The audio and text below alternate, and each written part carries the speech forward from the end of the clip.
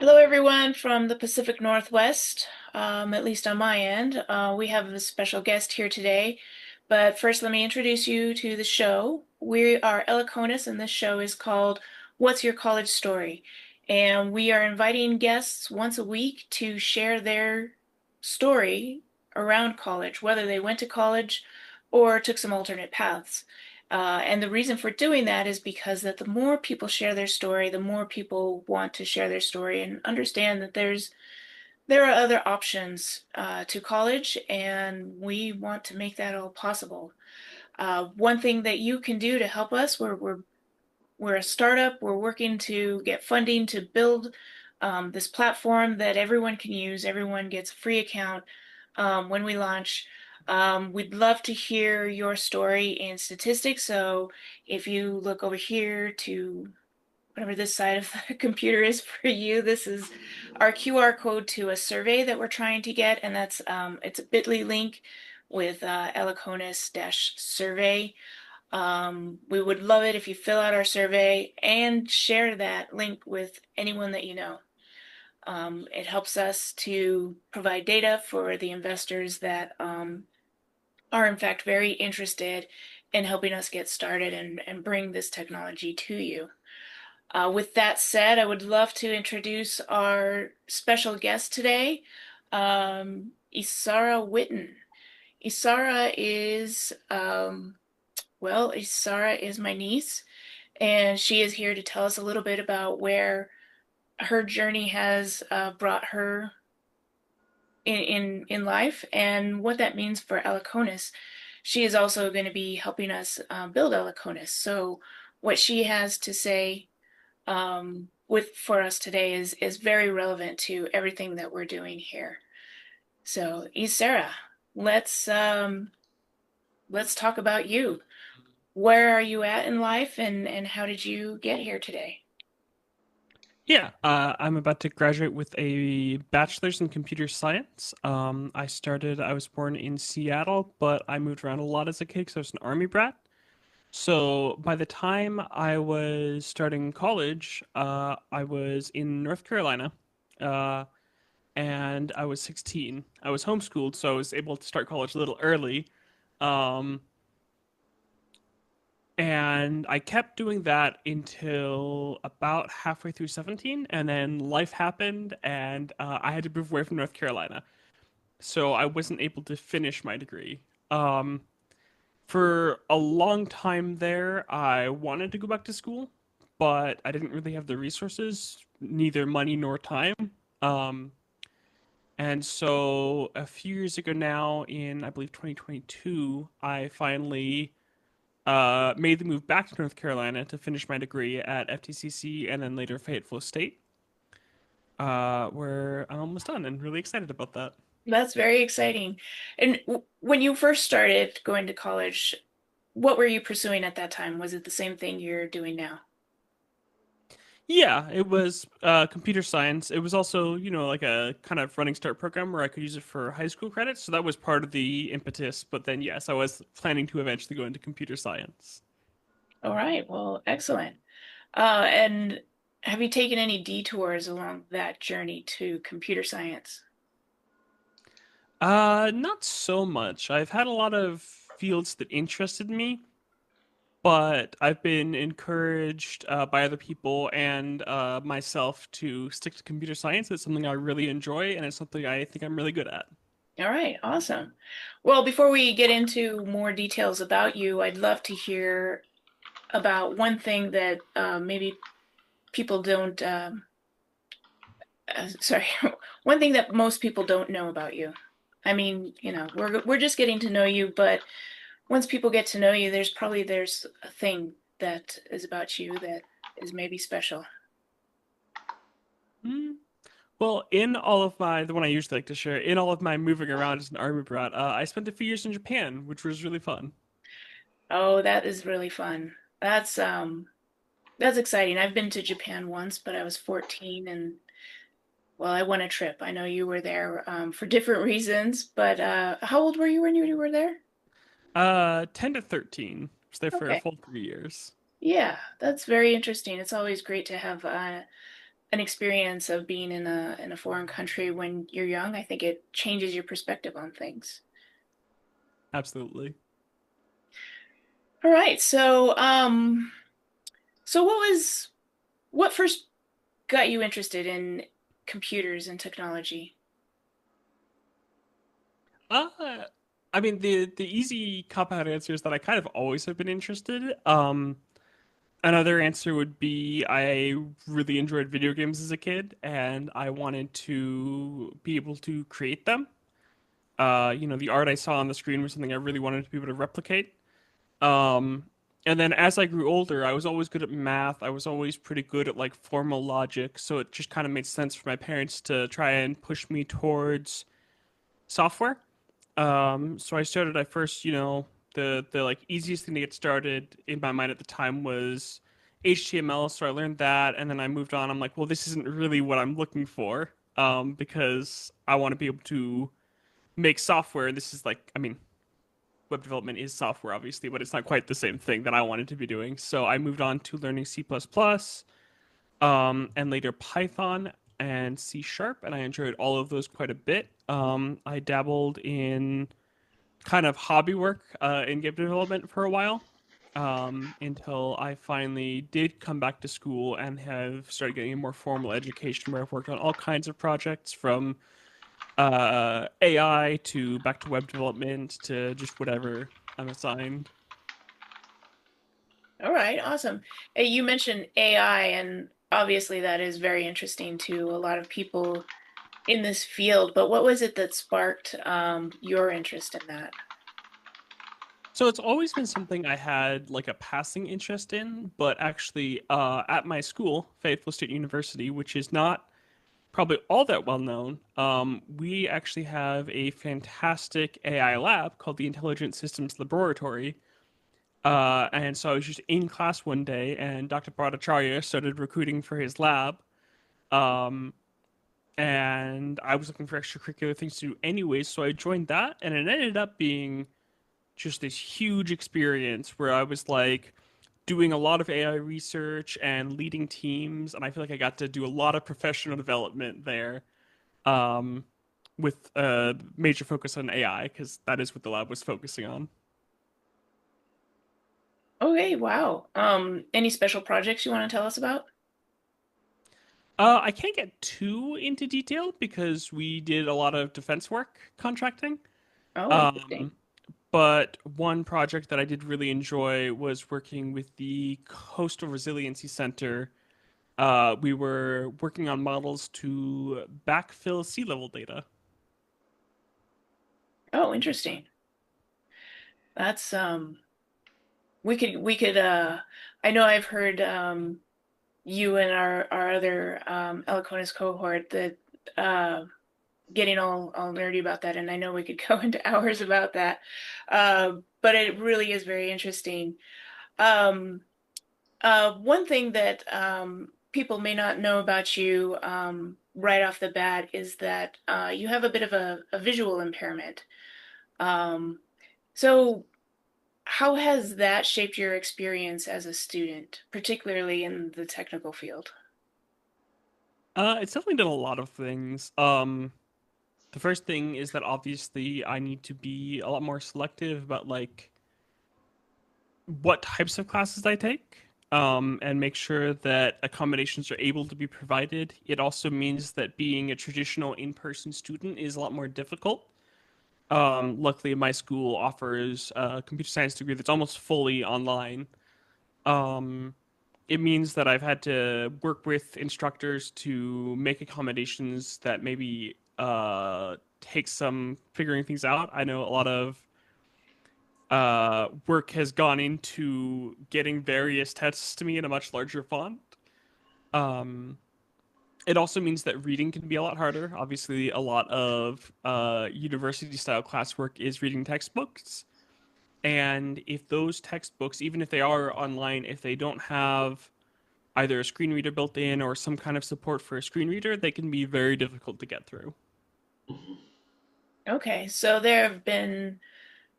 you've had to been a little bit of an advocate for yourself, to get these accommodations, so they're not always readily available. You kind of have to ask. Is that right? Are there other, Yeah. you also mentioned that you have to be selective about the kinds of classes you take. So these accommodations aren't necessarily available with all classes. Yeah, things where we might be working in like a campus computer lab where I don't have all the accommodations that I have built into my own setup, can be an issue.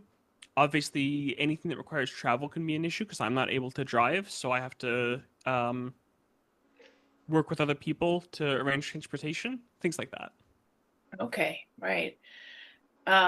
Just a lot of things that people aren't thinking about on a day-to-day basis. Um, so your experience with this, with accessibility, how does that influence how you think about building technology? I think it can present an interesting challenge. I've talked to a lot of people that have obviously a more specific focus on accessibility in technology. And something that I've heard a lot is that there are laws and regulations that enforce that things are more accessible than they often actually are in practice. Because a lot of people really aren't experts in this type of thing and wouldn't even think. So, like, a really, really easy example of this is that a lot of PDFs end up being just images of pages, and a screen reader can't do anything with an image. Oh So, boy, that solving is problems like that, where we get things in the right format that the accessibility tools can actually work with them, is really important. that is really important. I'm so glad that you're working with us on building Elikonas. Before we get into that, I just wanted to kind of ask one more question about the education and institutions.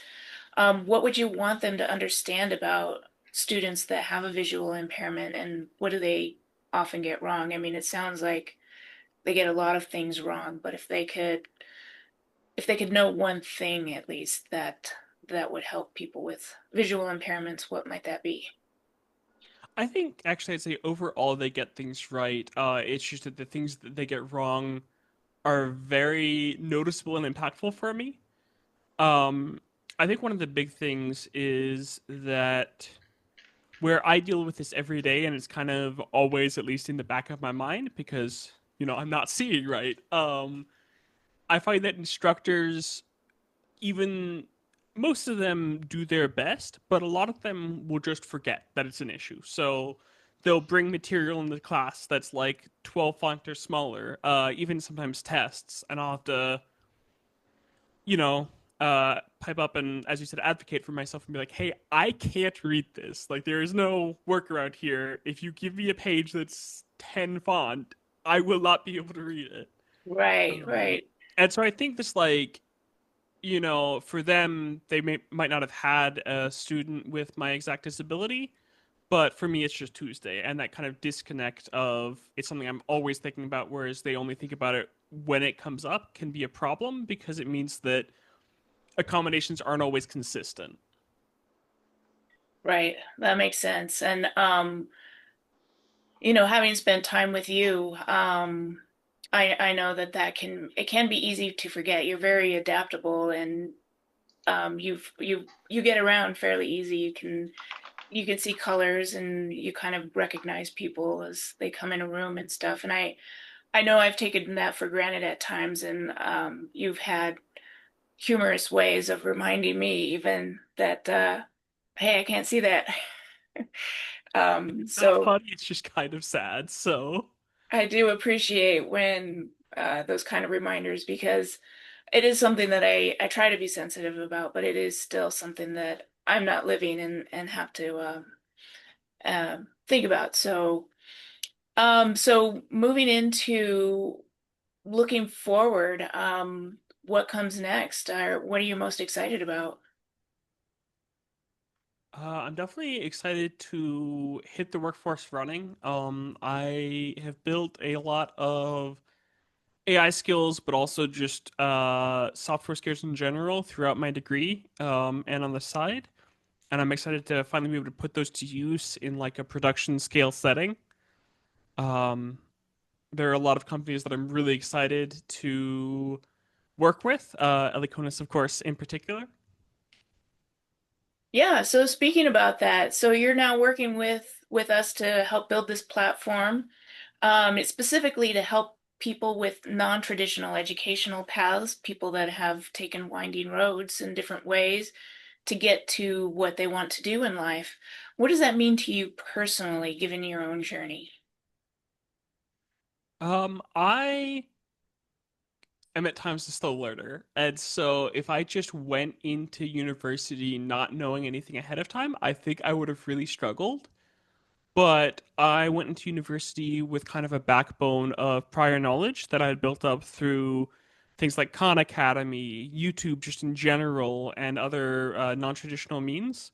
Hmm. So I owe a lot to non-traditional methods of learning.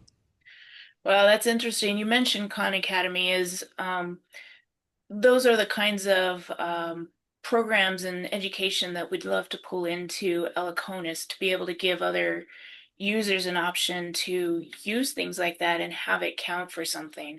I know in your degree, anything that you did with Khan Academy just it doesn't count, right? It doesn't play a Oh, role at all. relearning. All right. We like to change that. That's something that we're working on.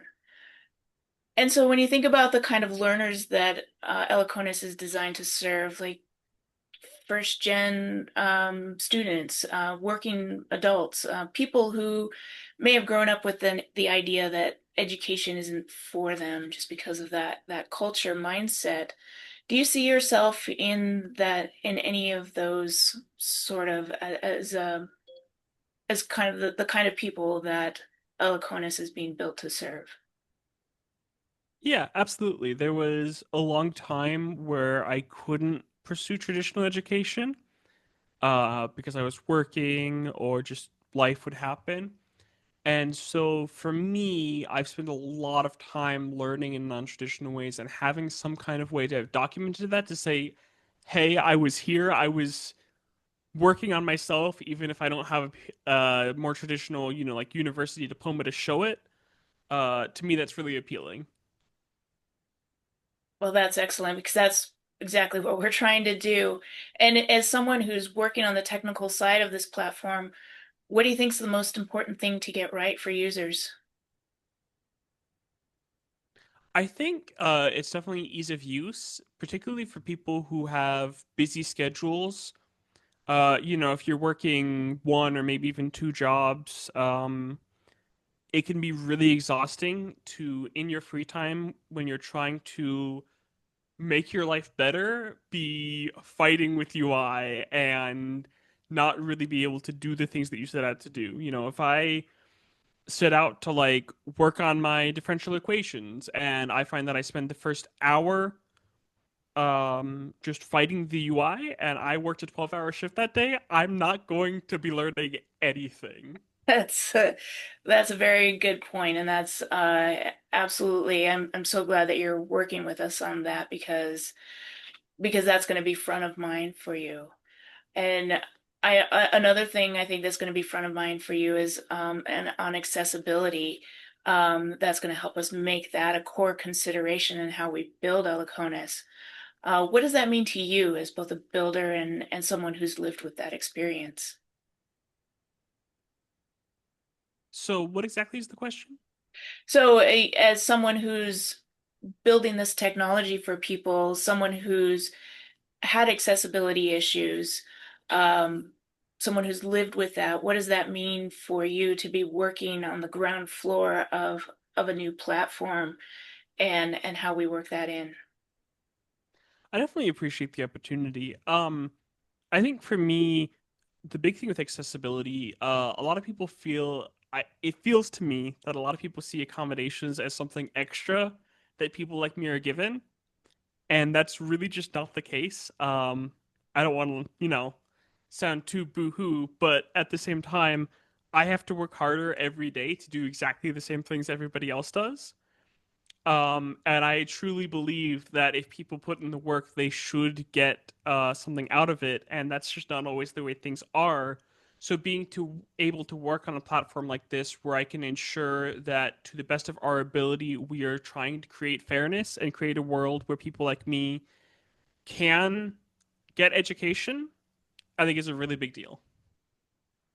I think it's a really big deal too. I don't always show it, but there's a bit of a emotion building up in there that it's excellent to be able to have somebody help us from the ground floor be able to build in those controls to help everyone because that's what we're trying to do is to help everyone get more access to education. So that means a lot to me. All right, so just in closing, thank you so much for sharing today. I have a couple of a quick lightning round things to ask you if you're up for it. So, number one, what's the best thing about studying computer science?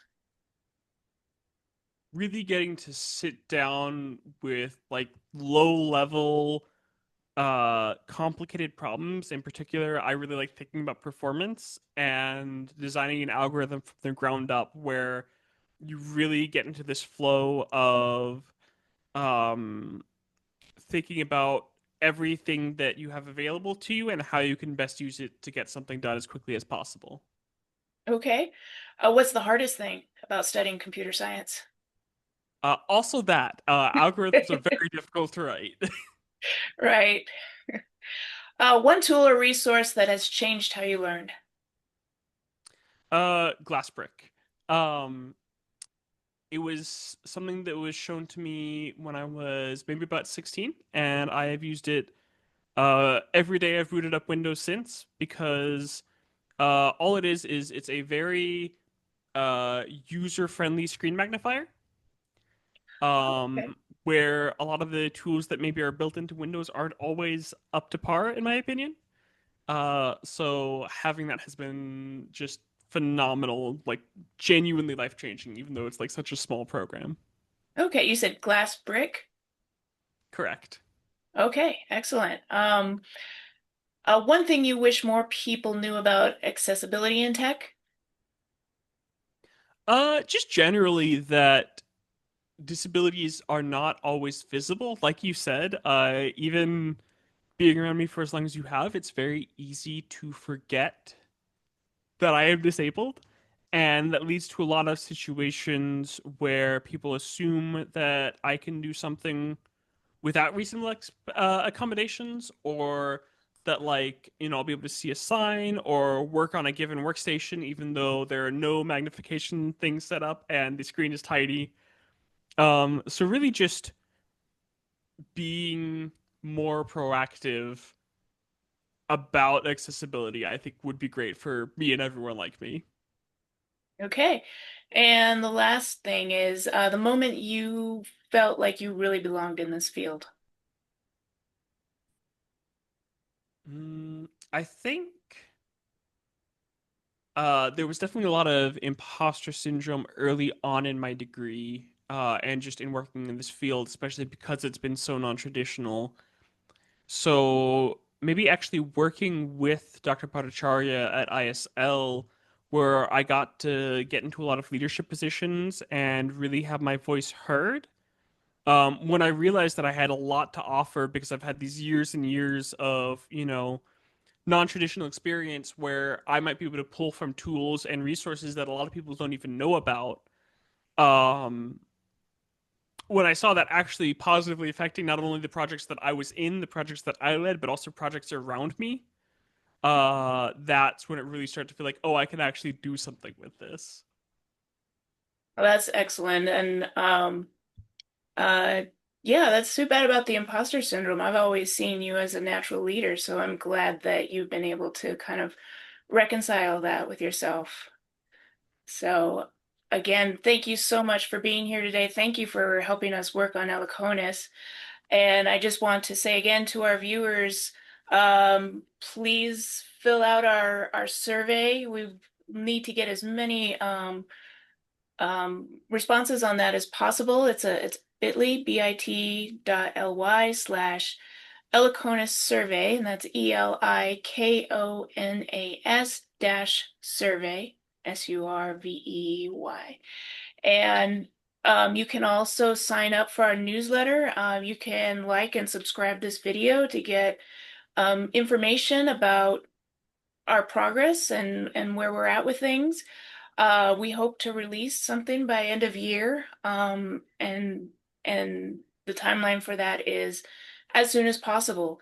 So sign up, like, subscribe, do all the things, and just so you know, I promise I am never selling anybody's email that gets on this list.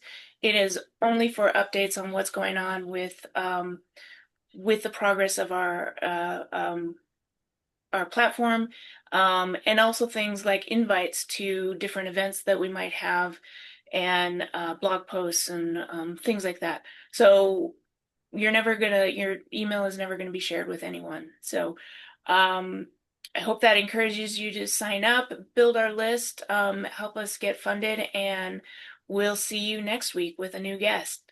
Thank you again, Isara, and thank you, Tom, for managing the technical background there, and we'll see you soon. Bye.